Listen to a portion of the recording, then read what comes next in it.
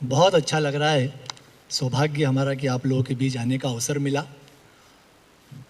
दिनेश भैया ने उदाहरण अपनी तरह से दे दिया आप लोगों को कि जो सबसे पहला होता है वो टोकरी का सबसे अच्छा फल होता है, उसे सबसे ऊपर रखा जाता है। लेकिन मैं जानता हूँ आप लोगों को पता है कि मूवी का हॉल है, स्क्रीन पे सबसे पहले गुटखा खीनी वाला मुकेश आता है।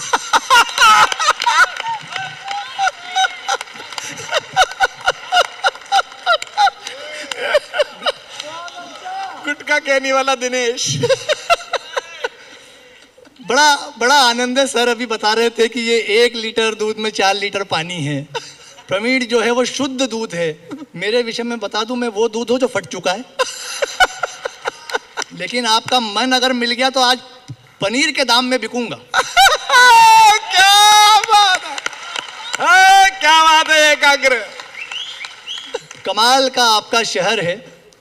पूरी दुनिया में बैंकॉक को छोड़कर पूरी दुनिया में सैंडविच सिर्फ खाया जाता है।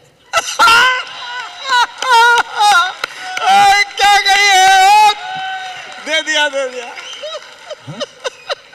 हमें तो ये मंच याद है, काव्य कुंभ इतने समय से हो रहा है। राहत इंदौरी सर यहाँ पर आए थे, मेरे शहर से थे, सर के सानिध्य में यहाँ पे थे राहत इंदौरी सर, और यहाँ पे उन्होंने शायरियाँ पढ़ी। और बैंकॉक से जाने के बाद संभवतः उन्होंने ये कहा कि बुलाती है मगर जाने का नहीं। मगर और मैं अपने बड़ों की बात नसीहत की तरह लेता हूँ, इसलिए बता दूं कि मैं गया भी नहीं। अरे गजब। हाँ, बहुत औसम। मुनव्वर राणा साहब ने भी एक शेर लिखा है कि परदेश ने हमें बर्बाद कर दिया, माँ सबसे कह रही है बेटा मजे में है। ये उसी की माँ कह रही है जिसका बेटा बैंकॉक में है।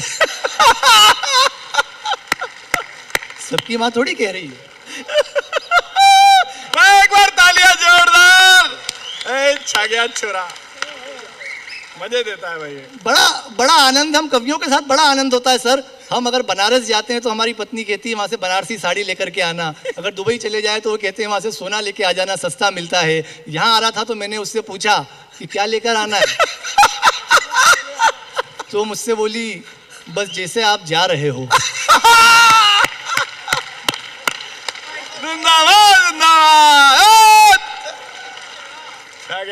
कमाल है। मैंने अपने पास में जो लड़के रहते हैं उनको बताया मोहल्ले में कि मैं बैंकॉक जा रहा हूँ कविता सुनाने।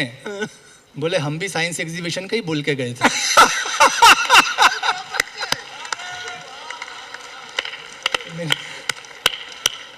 मैंने कहा सही में कविता सुनानी है। मैं पहली बार आया हूँ, ये मेरी पहली विदेश यात्रा है।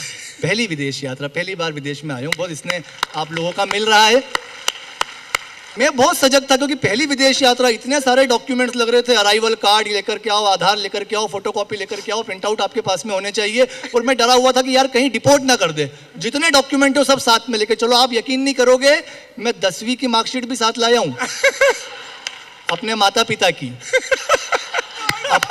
अपनी तो पहली कक्षा से ही साथ लेके चल रहा हूँ। हाँ, और जिस साल फेल हुआ हूँ उसकी दोनों है। इतने डॉक्यूमेंट साथ में हैं। कमाल कर देता है। पर जबरदस्त है, आपका पूरा शहर जबरदस्त है, पूरा माहौल जबरदस्त है। पवन जी ने बहुत अच्छी हमारे लिए व्यवस्था करवा रखी है। जब पहली बार इनका हमारे पास में फ़ोन आया पवन जी का, तो मैंने बहुत सहज भाव से उनसे पूछा, क्योंकि हम तो आर्टिस्ट लोग हैं ना। मैंने सर आप बुला तो रहे हैं लेकिन राशि? बोले वृश्चिक।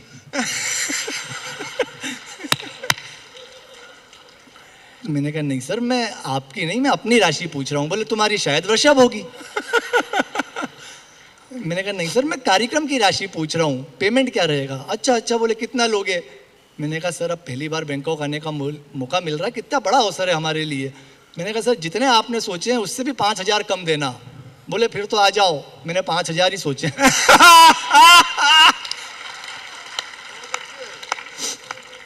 तो आपको मेरा भाव भी पता चल गया है और अभाव भी।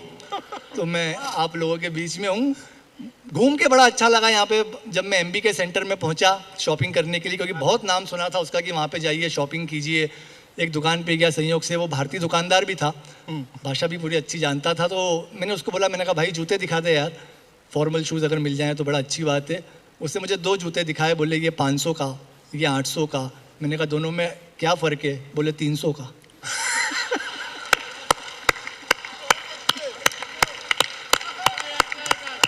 जिंदाबाद, क्या बात है, वाह। मैंने वो जूते खरीदे, उससे जूते जैसे ही लिए तो मैंने उससे पूछा, मैंने कहा यार ये नकली तो नहीं है? बोला नहीं सर, ओरिजिनल कॉपी है।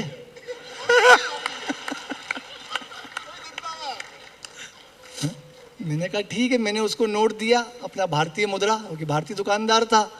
उसने नोट जरा ध्यान से देखा, बोले सर ये नोट नकली है क्या? मैंने कहा नहीं, ओरिजिनल कॉपी है। बोले लेकिन महात्मा गांधी का चश्मा नहीं है। मैंने कहा ध्यान से देख, राहुल गांधी है।